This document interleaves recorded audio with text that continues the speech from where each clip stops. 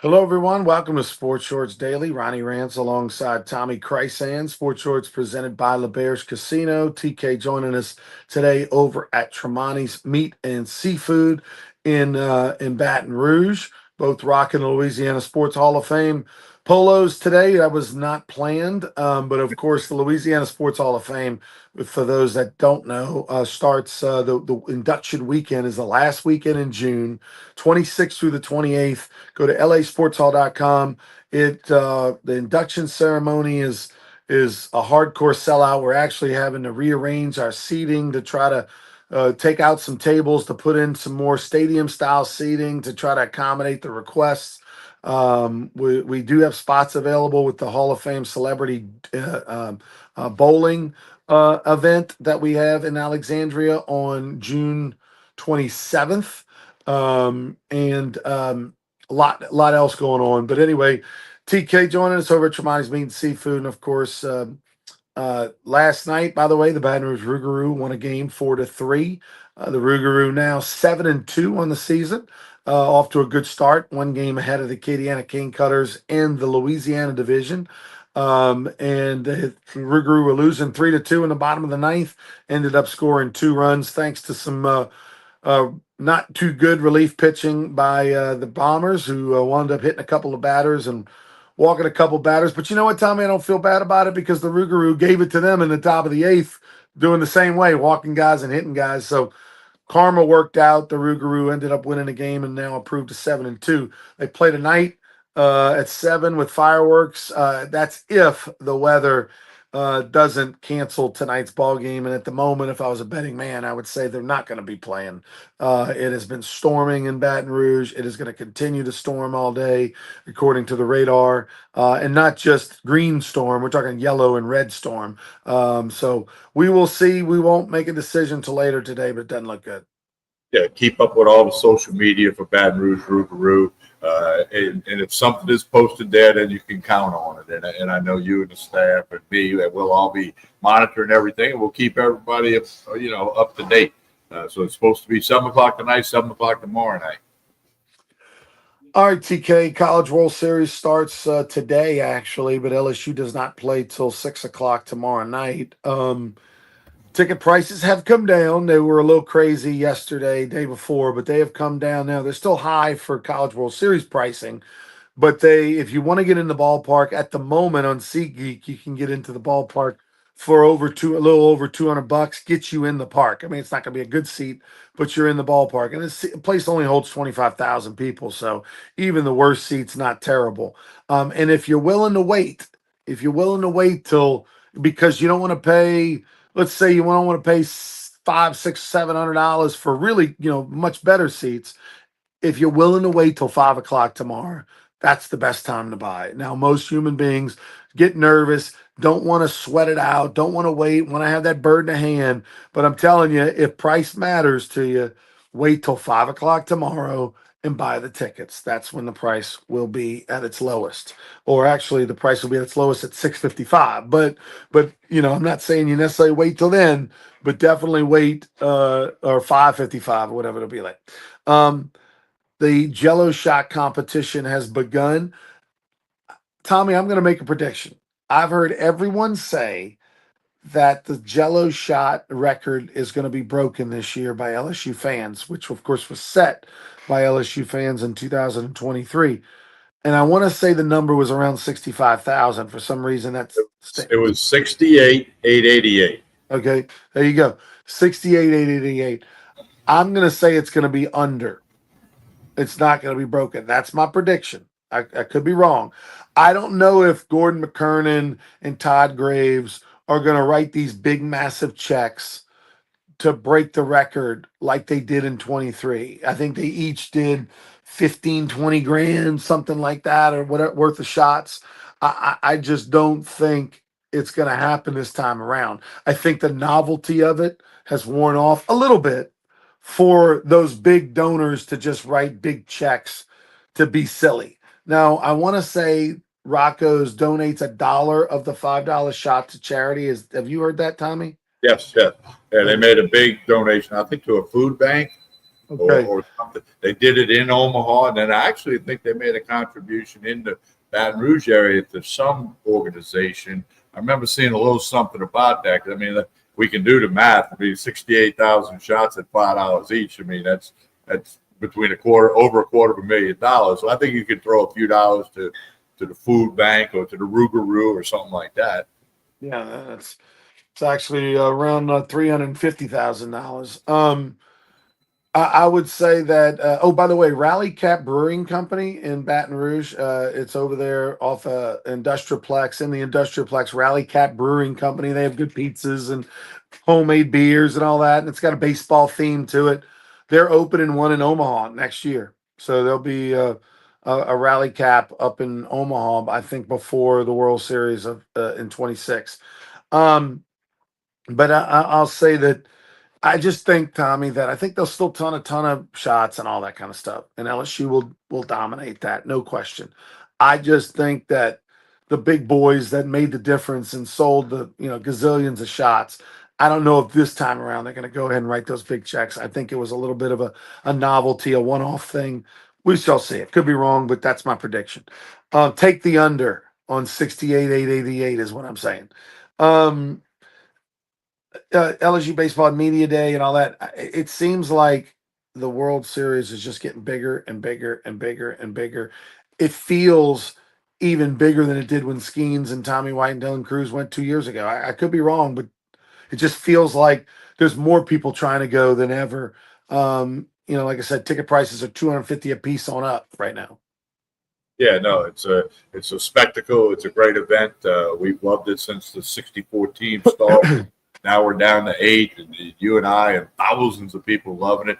But there's going to be thousands of people in Omaha, and it's really an awesome time. I mean, a lot of great stories in Omaha with some of the matchups and the fact that all 8 of these teams were not in Omaha last year. So you got some new blood in there, and it's a fun time. And I checked the weather forecast in Omaha. It's fine for today and tomorrow. Look like a little rain next Tuesday, Wednesday, maybe in Omaha, but that could change. But looks like you'll get the 2 games today, which is Arizona against Coastal Carolina at 1 o'clock, Louisville versus Oregon State at 6, and tomorrow you get UCLA and Murray State in the morning or at 1 o'clock. LSU Arkansas set for a 6 o'clock first pitch. I you know I like Coastal Carolina to win today. And this is just my thought process, and that is it's a big ballpark. Coastal Carolina has arguably the best catcher in the World Series. By the way, keep an eye on him. He'll be a high draft pick. They have one of the best catchers, which I think is people are going to run in the World Series. They're going to run. They're going to try to force the action. Coastal Carolina has probably just they don't have the firepower of an Anderson and an Ianson, but those guys. But they have a 3-man rotation, a solid 3-man rotation, and they got a couple guys at the top at that rotation that I think are really really good.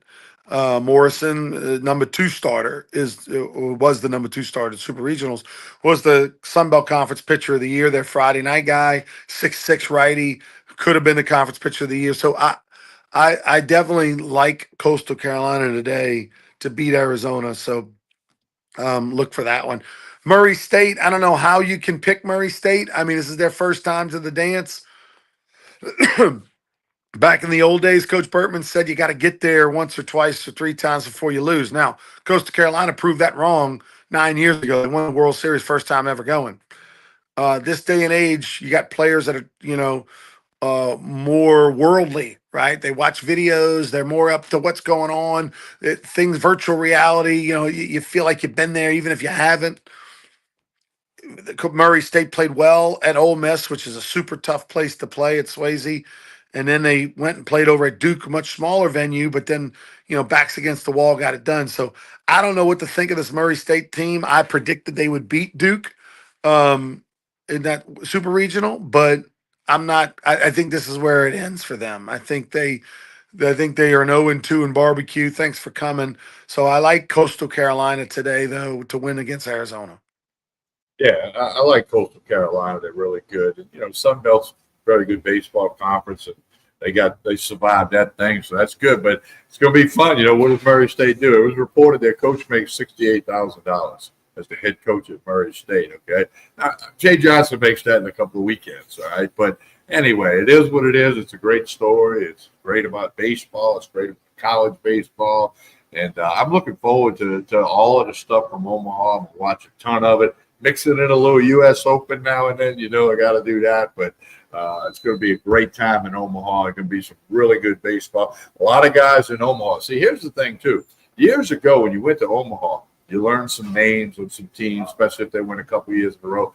But then them guys went away into the minors for 4 or 5 years. It took them a while to get to the bigs. You got guys going to play in Omaha this year, going to be in the bigs in less than 2 years. A bunch of them, and probably numerous of them, including some LSU guys. So it's going to be fun. I mean, it's baseball at its best. Let's hope the weather cooperates in Omaha, and we'll see if LSU can give it. What they said, 8 would be great. Get the 8th title. The slogan is 8 would be great.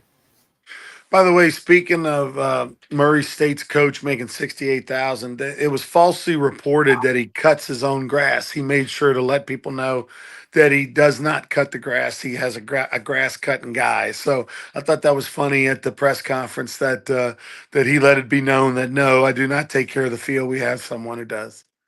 Yeah, it's kind of funny how all that goes. I mean, right, as we know, you can't believe everything on the internet. Now, anything you hear on Sports Shows Daily, you're good to go. On Sports Shows Radio tomorrow, which will be out at LeBear's in the sports book tomorrow morning. But look, not everything on the internet's accurate. We can kind of come to that conclusion. Talking about the U.S. Open, I saw, I've watched, there's been a lot of coverage about Oakmont, about how hard it is, the rough.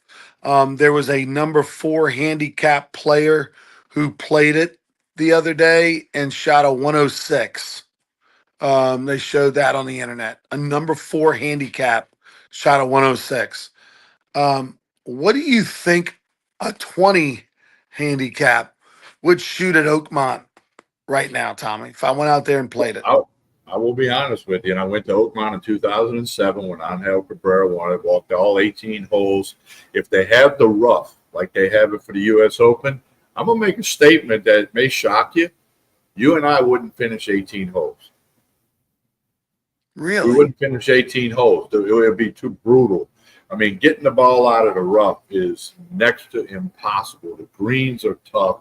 I mean, I've seen 20 putts missed from less than 10 feet yesterday and today. This place, they say it's the hardest golf course in the world. A guy that designed it is the only course he ever did, and I've been there. I'm going to tell you a quick story. Ernie Els had 90 yards to the first green. We were standing on the rope right next to him. Ronnie, he walked from the ball to the green, okay, looked around the green, walked 90 yards back to his ball, changed clubs 2 or 3 times, and he hit a shot in there that didn't stay on the green. And this was in Really? '07 when Ernie Els is, one of the top golfers in the world. And I was standing right there. And it took him 20 minutes to hit this shot. And he hit the green, but went off the back. So with all of that being said, from 90 yards, and the first green at Oakmont is huge. It's bigger than Tremonti's here. Couldn't keep it on there. No, you and I would not finish 18 holes with the current conditions. Now, if the That's interesting. rough was cut down, we'd shoot 110, maybe make 2 pars somewhere, that kind of deal. But the third green is like an upside down bowl. And people that get to watch it today and through the weekend, you'll see what I mean. Even par, I predicted that even par would win this tournament. Now, the last time I was there, Dustin Johnson won at 4 under. The time before that, Cabrera won at 5 over. So I went right in the middle. If you got even par Sunday afternoon, you're in the hunt and you might win. So I played Carnoustie, which is the hardest golf course I've ever played. And a lot of people say Carnoustie is the hardest golf course in the world. So I would love to play Oakmont one day just to get that comparison. When I played Carnoustie, it was 2017, I believe, or 18, something like that. And I'm probably a better golfer now than I was then, not by a ton, but a little bit better. And um, I want to say I shot 118 115 At Carnoustie, I didn't shoot more than 120, but somewhere between 115 and 120 I shot. And I think 115 was the score if I had to guess. And we played it from the tips. We played it from where the Open was going to be because we actually played it a few weeks before the Open. Um, and on that same trip the day before, I think I shot 89 at the old course. So I shoot 89 at the old course. I feel good about myself. The next day I go shoot 115 at Carnoustie. Okay, just give you an idea of how difficult the course is. 26 strokes different. Now, I'm sure I played worse and all that, but it also tells you the old course is easier. Carnoustie's super hard, and then there's my variance. um, that's an interesting comment that you and I would give up because I'm not one who gives up. I mean, Well, if I but log a 165, I log a 165. But I would love to take that challenge and try it. and I'm talking about play from the tips, play Right. the ball down, play it in the rough condition and the greens as fast as they are. We would throw in the towel and head to the clubhouse to get a Wow. beverage before Wow. the 18th hole. I firmly believe that. And again, I was there. I walked that course, albeit 18 years ago, and the reports this week are it's playing tougher than ever. That's why I think even par is a winner on Sunday, and it could be an over par. It's unbelievable when you watch the videos of how they manicure the course and take care of the course.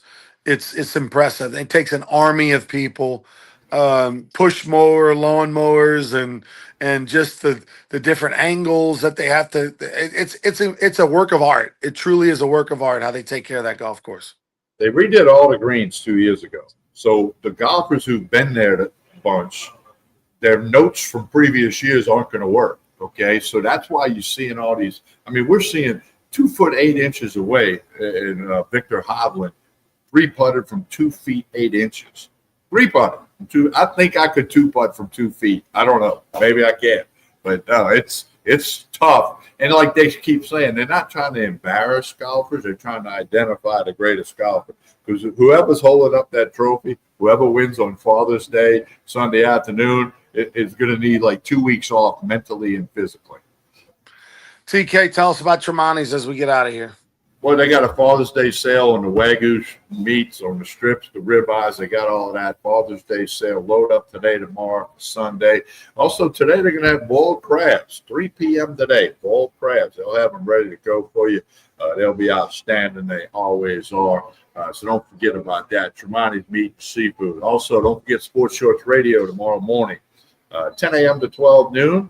ESPN Radio, Baton Rouge, Lafayette, Lake Charles. Join myself, Ronnie Rance, Joel Davis, Hunter McCann, a few other people. Marcus Thornton may be joining us, talking about a girls' basketball camp he's got coming up at Most Blessed Sacrament. So we'll do all of that tomorrow on the radio. And don't forget, the Rougarou are scheduled to play tonight. I know what the weather is. You know what the weather is. Connect with the Rougarou social media to find out if any announcement is made in the 3 o'clock, 4 o'clock area pertaining to the game tonight. Scheduled to play Brazos Valley, who they walked off last night, beat 4-3. Tomorrow night, Saturday night, Rougarou play host to the Candiana Cane Cutters. So follow it up for today. Follow it up tomorrow. Hope to see you at Pete Goolsby Field. Go to brrougarou.com. Hey, as we wrap it up on this Friday, like we always say, like and share this show. Doesn't matter if you're watching on YouTube, X, or Facebook. Like and share this show. That helps us. So on behalf of Ronnie Rance, I'm Tommy Christ, and stop by Tremonti's. Get ready for Father's Day. Have a great day, everyone.